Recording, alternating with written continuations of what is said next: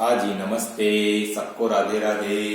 Online class में एक बार फिर आपका स्वागत। आज कक्षा 10 विषय गणित के अंतर्गत हम अध्याय 3 बहुपद और बहुपद के अंतर्गत हम प्रश्नावली 3.5 है, उसमें हम तीसरा प्रश्न है और तीसरे प्रश्न का भी हम पहला प्रश्न है उसके बारे में अध्ययन करेंगे। अब तीसरा प्रश्न इस प्रकार से है, द्विघात समीकरण में k का मान ज्ञात करो जबकि उसके मूल वास्तविक तथा भिन्न हो। प्रश्न क्या आपका द्विघात समीकरण है, समीकरण कैसी बनी हुई द्विघात, और उसमें हम क्या है कि k का मान ज्ञात करेंगे, लेकिन शर्त दी हुई है कि मूल कैसे होने चाहिए, वास्तविक तथा भिन्न। ठीक है, इस शर्त के अनुसार हम क्या करेंगे, जो भी हमारे को द्विघात समीकरण दी गई है उस द्विघात समीकरण को हम हल करेंगे और k का मान ज्ञात करेंगे। ठीक है, अब आपका प्रश्न इस प्रकार से है कि x² प्लस 2x प्लस 1 बराबर 0। आपकी जो द्विघात समीकरण दी हुई है वो द्विघात समीकरण इस रूप से है कि x² प्लस 2x प्लस 1 बराबर 0। घात 2 लगी हुई है, इसका मतलब ये द्विघात समीकरण ही है। अब ये जो प्रश्न हमारे को दिया गया है या ये जो द्विघात समीकरण हमको दी गई है, इसकी तुलना हम क्या करेंगे, द्विघात समीकरण के मानक रूप से करेंगे। ठीक है, तो दी गई समीकरण की तुलना द्विघात समीकरण का जो मानक रूप है, मानक रूप क्या है, ax² plus bx plus c बराबर 0। इससे हम क्या करेंगे, इस द्विघात समीकरण की तुलना करेंगे। तो इस प्रकार से हम तुलना करते हैं तो हमारे पास में जो समीकरण दी गई है वो आपके द्विघात समीकरण के मानक रूप के अनुसार ही दी गई है।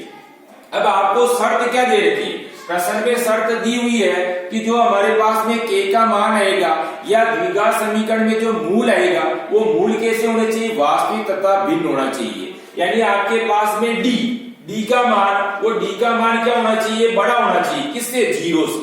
d यानी कि विविक्त कर, और विविक्त कर में यानी कि d का जो मान है वो d का मान क्या होना चाहिए, 0 से बड़ा होना चाहिए। अपने को शर्त को ध्यान में रखते हुए ही प्रश्न को हल करना है। d का मान बड़ा होगा किससे, 0 से। ये आपकी शर्त है। अब आप देखो d बराबर क्या होता है, d बराबर होता है b² माइनस 4ac। यानी हमारे को क्या करना है, b² माइनस 4ac। यहाँ हम क्या करेंगे, abc की जगह हम abc का मान रखेंगे। मान रखने के बाद में यहाँ जो d का मान आएगा वो d का मान क्या होना चाहिए, इस 0 से बड़ा होना चाहिए। ठीक है, अब हमारे को abc की जगह abc का मान रखना है, तो यहाँ पर abc की जगह कौन कौन सी संख्या, कौन कौन से मान हमारे पास में आएंगे, वो मान हम क्या करेंगे, d की जगह यानी कि b² माइनस 4ac की जगह रखेंगे।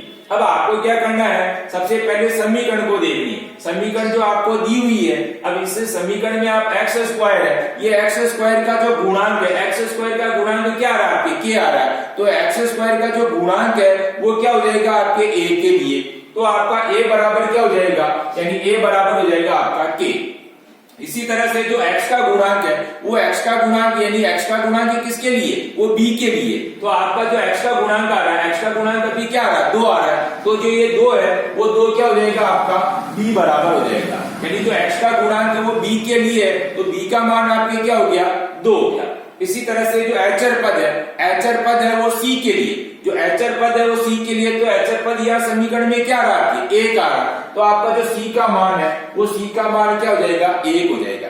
इस तरह से इस समीकरण में हमने a b c की जगह क्या क्या संख्या होनी चाहिए, वो a b c की जगह हमने मान के रूप में लिख लिया। अब आपको क्या कि ये जो a b c है, ये a b c का जो मान है, ये मान हम क्या करेंगे, वापस b² माइनस 4ac की जगह रखेंगे। ठीक है, अब b² तो सबसे पहले आप देखो b का मान आपके क्या आ रहा है, 2 आ रहा है, तो b की जगह हम क्या करेंगे, 2 लिखेंगे, 2 का वर्ग, क्योंकि घात के रूप में आ रहा है ना b², इसलिए b का मान तो 2, लेकिन इसका हम क्या करेंगे, वर्ग करेंगे। माइनस की जगह माइनस 4ac। अब 4ac के बीच में कोई चिन्ह नहीं, इसलिए यहाँ भी हम क्या करेंगे, गुणा का निशान अपने को ध्यान रखना है। तो -4 की जगह -4 इंटू a का मान हमारे पास में कितना आ रहा है, k आ रहा है, तो a की जगह हम लिखेंगे इंटू k, वापस c इंटू c का मान क्या आ रहा है आपके पास, 1 आ रहा है, तो हम क्या करेंगे, c की जगह c का मान इंटू 1 लिख देंगे।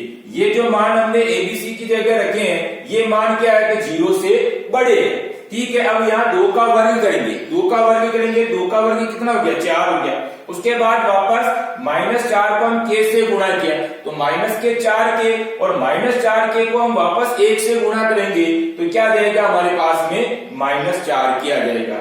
इस तरह से यहां तक हम हल कर रहे हैं, तो हल करने पर हमारे पास में 4 -4k आ गया। लेकिन ये जो मान है, ये मान वापस क्या इस 0 से बड़े। फिर यहां हम क्या करेंगे, वापस कॉमन निकालेंगे। 4 -4k से हम कॉमन निकाल रहे हैं, तो कॉमन क्या निकल गया आपके यहाँ पर 4 निकल गया। तो 4 -4k में से जब 4 कॉमन निकाल देते हैं, तो हमारे पास में क्या बच रहा है, उसको हम क्या करेंगे कोष्टक में, यानी 4 में से ये 4 कॉमन यहाँ निकल गया। या यूं कह सकते हैं हम, जैसे 4 का भाग 4 में देंगे तो कितना, 1 बार, तो कोष्टक में हम यहाँ लिखेंगे 1, माइनस की जगह माइनस, 4k में से 4 बार निकल गया, तो यहाँ क्या बच गया आपके पास में 1k बच गया। ठीक है, कॉमन 4 हो गया, कोष्टक में क्या बच गया आपके पास में 1 - k। अब ये जो मान अपने पास में है, ये मान क्या इस 0 से बड़े।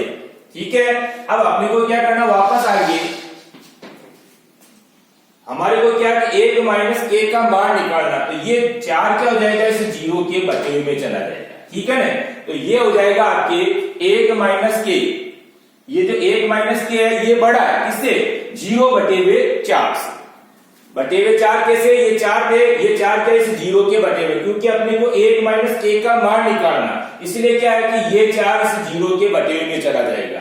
तो हमारे पास में 1 - k ये बड़ा है किससे, 0 बटे हुए 4 से। ठीक है, अब 1 - k ये तो ऐसे के ऐसे, लेकिन अपने को 4 का भाग 0 में लगाया, तो यहाँ क्या आ गया आपके 0 आ गया। तो ये जो 1 - k है, ये मान क्या इस 0 से बड़ा। अब यहाँ क्या करना, अपने को इसको पक्षांतर करना। पक्षांतर किया k का, एक की जगह तो 1, लेकिन ये पक्षांतर करेंगे, तो ये पक्षांतर करने पर भी माइनस में, तो यहाँ क्या हो जाएगा, ये प्लस का k हो जाएगा। अब दूसरी बात ये है कि ये जो k का मान है, ये k का मान क्या इस 1 से छोटा है, या यूं कह सकते हैं हम, जो k का मान यहाँ आएगा, वो k का मान 1 से कम होगा। ठीक है, तो अपन को नीचे लिखना वापस, अतः k का मान 1 से कम होगा। अभी अपन यहां देख रहे हैं 1 बड़ा है किससे, k से, लेकिन k का जो यहां मान आएगा, वो मान क्या आएगा k का, वो k का मान आएगा 1 से छोटा या 1 से कम। ठीक है, तो हम नीचे लिखेंगे अतः k का मान 1 से कम होगा।